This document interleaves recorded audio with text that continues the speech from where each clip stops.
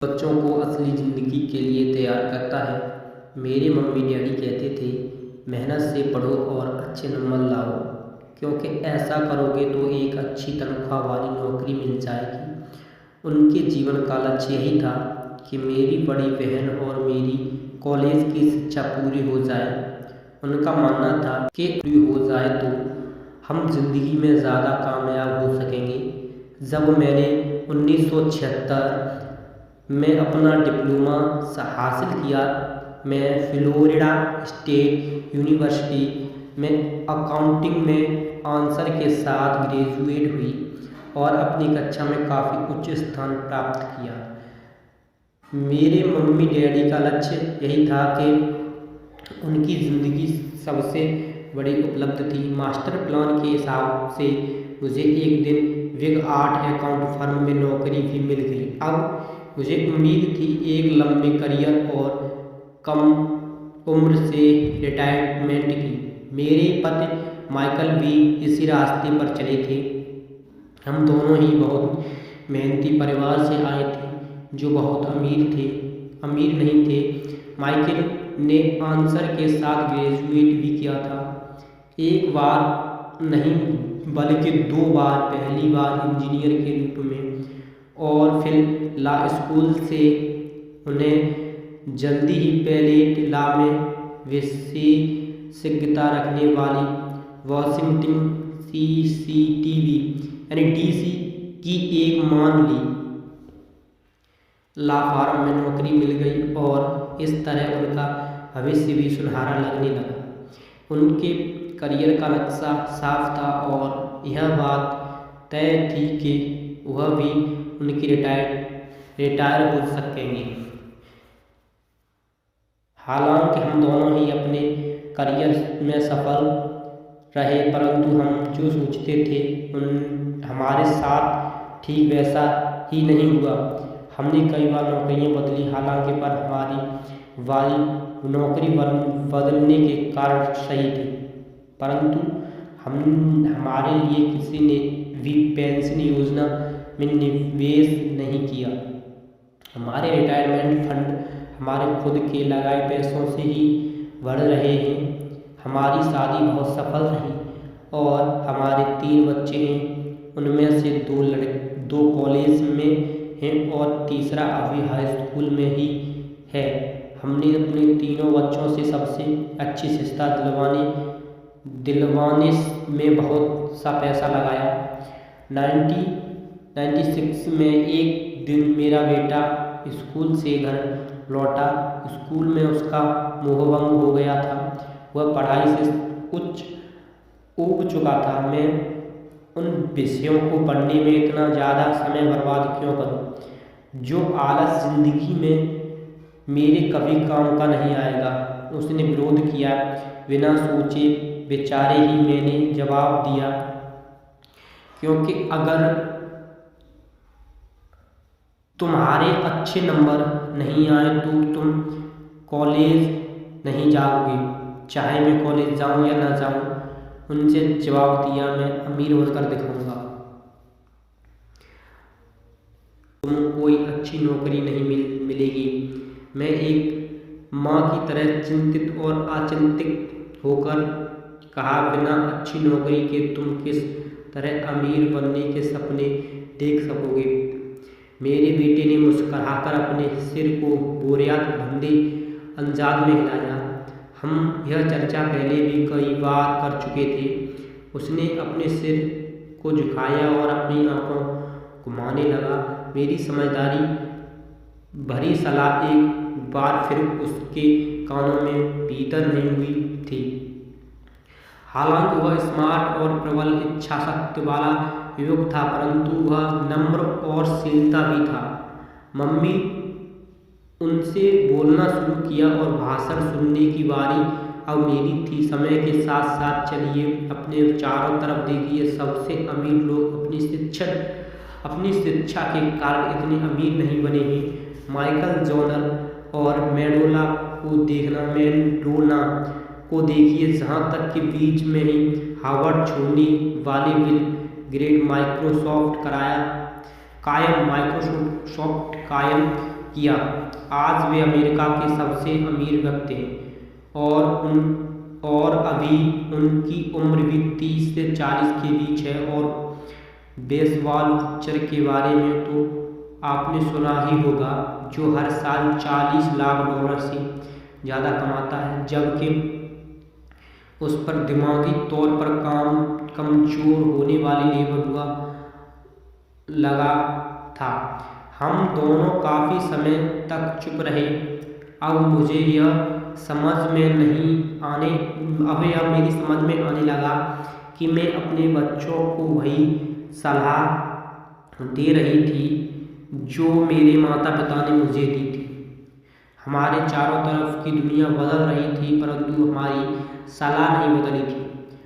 अच्छी शिक्षा और अच्छे ग्रेड हासिल करने अब सफलता की गारंटी नहीं रह गए थे, और हमारे बच्चों के अलावा यह बात किसी को समझ में नहीं आई थी। मम्मी, उसने आगे कहा, मैं डैडी और आपकी तरह कभी मेहनत नहीं करना चाहता हूँ। आपको काफ़ी पैसा मिलता है और हम एक शानदार मकान में रहते हैं जिससे बहुत से कीमती सामान हैं। अगर मैं आपकी सलाह मानूं तो मेरा हाल भी आपकी तरह होना होगा। मुझे भी ज़्यादा मेहनत करनी पड़ेगी ताकि मैं ज़्यादा टैक्स भर सकूं और कर्ज में डूब जाऊं। वैसे भी आज की दुनिया में नौकरी की सुरक्षा बची नहीं है। मैं जानता हूं कि छोटे और सही आकार की फर्म मिलती है, जबकि अपने ज़माने के उन ज़्यादा तनख्वाह वाली मिल सकती थी। डॉक्टरों को देखिए, वे अब उतना पैसा नहीं कमाते जितना पहले कमाया करते थे। मैं जानता हूं कि रिटायरमेंट के लिए सामाजिक सुरक्षा यानी कंपनी पेंशन पर भरोसा नहीं कर सकता। अपने सवालों में मुझे नए जवाब चाहिए। वह सही था, उसे नए जवाब चाहिए, और मुझे भी। मेरे माता पिता की सलाह उन लोगों के लिए सही हो सकती थी सन 1995 के पहले पैदा हुए थे। यह उन लोगों के लिए विस्वालकारी साबित हो सकता था जिन्होंने तेज से बदलाव दुनिया में जन्म लिया था। अब मैं अपने बच्चों से यह सीधी बात नहीं कह सकती थी, स्कूल जाओ और अच्छे ग्रेडों से नंबर पाओ और अच्छी नौकरी पाओ, यही कह सकूँ। मैं जानती थी कि मुझे अपने बच्चों की शिक्षा को सही दिशा में ले जाने के लिए एक योजना सोचनी पड़ेगी। एक माँ और एक अकाउंट होने के नाते मैं इस बात से परेशान थी कि स्कूल में बच्चों को धन संबंधित शिक्षा या वित्तीय शिक्षा नहीं दी जाती। हाई स्कूल खत्म होने से पहले ही आज के युवाओं को पास अपना क्रेडिट कार्ड होता है। यह बात अलग है कि उन्होंने कभी धन संबंधी पाठ्यक्रम भी भाग नहीं लिया होता, और उन्हें यह भी नहीं पता चलता कि किस तरह निवेश किया जाता है। इस बात को इतना ज्ञान तो दूर की बात है कि क्रेडिट कार्ड पर चक्रवृद्धि ब्याज की गणना किस तरह की जाती है। इसे आसान भाषा में कहें तो उन्हें धन संबंधी शिक्षा कहीं मिलती है, और यह ज्ञान भी नहीं होता कि पैसा किस तरह कमा सकता है या कमा करता है। इस तरह वे उसे दुनिया का सामना करने के लिए कभी तैयार नहीं हो पाते जो उनका इंतज़ार कर रही है। एक ऐसी दुनिया जिसमें बचत से ज़्यादा खर्च होने का महत्व दिया जाता है। जब मेरा सबसे छोटा बेटा कॉलेज के शुरुआत दिनों में अपने क्रेडिट कार्ड को लेकर कर्ज में डूब गया तो मैंने उसके क्रेडिट कार्ड को नष्ट करने की उसकी मदद की। साथ ही मैंने एक तरकीब भी खोजने लगी जिससे मेरे बच्चे को पैसे की समझ आ सके। पिछले साल एक दिन मेरे पति ने मुझे अपने ऑफिस से फ़ोन किया। मेरे सामने एक सज्जन बैठे हैं और मुझे लगता है कि मुझे उनसे मिलना चाहूँगी। उन्होंने कहा, उनका नाम रॉबर्ट कियोसाकी है। वे एक व्यवसायी और निवेशक हैं। तथा वे शैक्षणिक उत्पादन का पेटेंट करवाना चाहते हैं। मुझे लगता है कि तुम इसी चीज़ की तलाश कर रही थी जिसकी मुझे तलाश थी। मेरे पत्र माइक रोबर्ट कियोसाकी द्वारा बनाए रहे एक शैक्षणिक उत्पादन कैश फ्लो से इतने प्रभावित थे कि उन्होंने इसके परीक्षण में हमें बुला लिया। यह एक शैक्षणिक खेल था, इसीलिए मैंने स्थान विश्वविद्यालय में पढ़ रही थी वर्षी 19 वर्ष की से पूछा क्या वह मेरे साथ चलोगी या तैयार हो जाओगी। इस खेल में हम लगभग 15 लोग थे जो समूह में विभाजित थे। माइक सही थे, इस तरह शैक्षणिक उत्पादन की खोज कर रही थी। यह किंतु रंगीन माइक्रोपॉली बोर्ड की तरफ लग रहा था जिसके बीच में एक बड़ा चूहा था, परंतु माइक्रोपॉली ने यह इस तरह अलग किया कि इसमें 2 रास्ते थे, एक अंदर और दूसरा बाहर। खेल का लक्ष्य अंदर वाले रास्ते से बाहर निकालना, जिसके रोबोट चूहे दौड़ा कहते थे, और बाहरी रास्तों पर पहुंचाना, तेज रास्ते पर जाना। रोबोट मुताबिक तेज रास्ता हमें यह बताता है कि असली ज़िंदगी में अमीर लोग किस तरह पैसा का खेल खेलते हैं। रॉबर्ट ने हमें चूहे दौड़ा के बारे में बताया। अगर अपनी किसी की औसत रूप से शिक्षित कड़ी मेहनत करने वाले आदमी की ज़िंदगी को देखें तो उसमें आपको एक ही सफ़र दिखेगा। बच्चा पैदा होता है और स्कूल जाता है, माता पिता खुश हो जाते हैं क्योंकि बच्चे को स्कूल में अच्छे नंबर मिलते हैं और उसका दाखिला कॉलेज में हो जाता है। बच्चा स्नातक हो जाता है और फिर योजना के अनुसार काम करता है। वही किसी आसान सुरक्षित नौकरी या करियर की तलाश करता है। बच्चे को ऐसे ही काम मिल जाता है, शायद वह डॉक्टर या वकील बन जाता है, या वह सेना में भर्ती हो जाता है, या फिर वह सरकारी नौकरी करने लगता है। बच्चा पैसा कमाने लगता है, उसके पास थोक में क्रेडिट कार्ड आने लगते हैं, और अगर अब तक उसने खरीदारी करना शुरू नहीं किया तो वह जमकर खरीदारी शुरू हो जाती है। खर्च करने के लिए पैसे पास में होते हैं तो वह उनके गुनाहों पर जाता है जहां उसकी उम्र के ज़्यादातर नौजवान जाते हैं, लोगों से मिलते हैं, डेटिंग करते हैं और कभी कभार शादी भी कर लेते हैं। अब जिंदगी में मज़ा आ जाता है क्योंकि आजकल पुरुष और महिलाएं दोनों नौकरी करते हैं।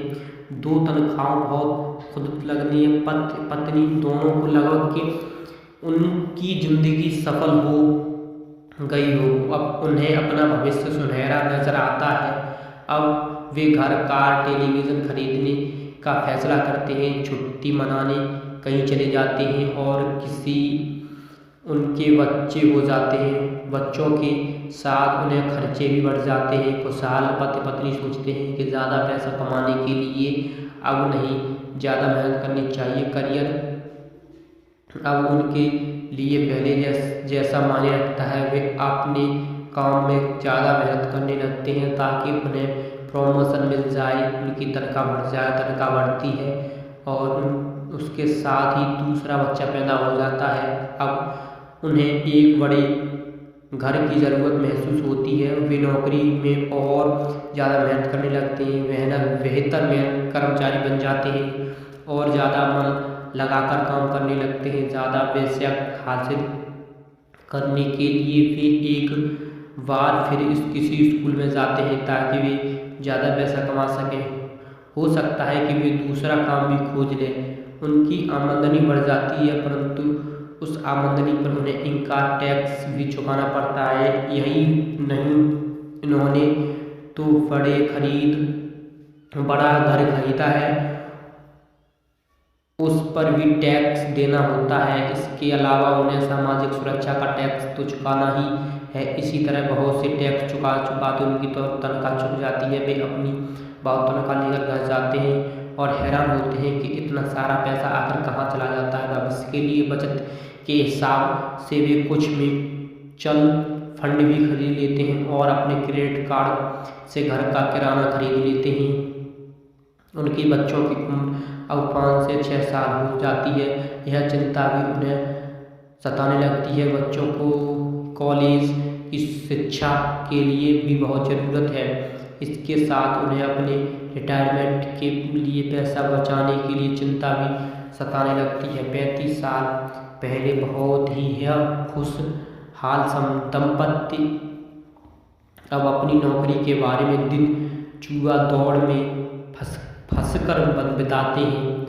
वे अपनी कंपनी के मालिक के लिए काम करते हैं, सरकार को टैक्स चुकाने के लिए काम करते हैं और बैंक में गिरवी संपत्ति तथा क्रेडिट कार्ड के कर्ज चुकाने के लिए कार्य करते हैं। वे अपने बच्चों को यह सलाह देते हैं कि उन्हें लगातार पढ़ना चाहिए, अच्छे नंबर लाने चाहिए और किसी सुरक्षित नौकरी की तलाश कर लेनी चाहिए। वे पैसे के बारे में कुछ नहीं सिखाती, इसलिए वे जिंदगी कड़ी मेहनत कर सकते हैं। यह प्रक्रिया पीढ़ी दर पीढ़ी चलती आती है। इसे हम चूहा दौड़ कहते हैं। चूहा दौड़ से निकलकर एक ही तरीका है, वह यह है कि आप अकाउंट और इन्वेस्टमेंट क्षेत्रों में निपुण हो जाए। दिक्कत यह है कि दोनों विषयों में बेहतरीन और कठिन माना जाता है। मैं खुद एक PA हूँ और मैंने 8 अकाउंट फर्म के लिए काम किया है। मुझे देखकर तजुर्बा हुआ कि रॉबर्ट ने इन दोनों बोरिंग, कठिन और विषयों को सीखने को कितना रोचक, सरल, रोमांचक बना था। सीखने की प्रक्रिया इतनी अच्छी तरह ली गई थी कि जब हम चूहा दौड़ से बाहर निकलने के लिए जान लगा रहे थे तो यह ध्यान ही नहीं रहा कि हम कुछ सीख रहे हैं। शुरू में तो एक नए शैक्षणिक खेल की परीक्षण कर रहे थे, परंतु जल्द ही इस खेल में मुझे और मेरी बेटी को मज़ा आने लगा। खेल के दौरान हम दोनों ऐसे विषयों पर बात करते रहे जिनके बारे में हम अपने पहले कभी बात नहीं करते थे। एक लेखपाल होने के कारण इनकस्टेमेंट और बैलेंस शीट से जुड़ा खेल खेलने में मुझे कोई परेशानी नहीं हुई। मैंने खेल के नियम और इसकी बारीकियां समझाने में अपनी बेटी को दूसरे लोगों की मदद भी की। उस रोज़ मैं चूहा दौड़ से सबसे पहले बाहर निकलने की और केवल मैं बाहर निकल पाई। बाहर निकलने में मुझे 50 मिनट का समय लगा, हालांकि खेल लगभग 3 घंटे तक चला। मेरी टेबल पर एक बैठा था, उसके अलावा एक व्यवसायी था और एक कंप्यूटर प्रोग्रामर भी था। मुझे यह देखकर बहुत हैरत हुई कि इन लोगों को अकाउंट इन्वेस्टमेंट के बारे में कितनी कम जानकारी है, जबकि ये उनकी ज़िंदगी कितनी ज़्यादा अहमियत रखते हैं।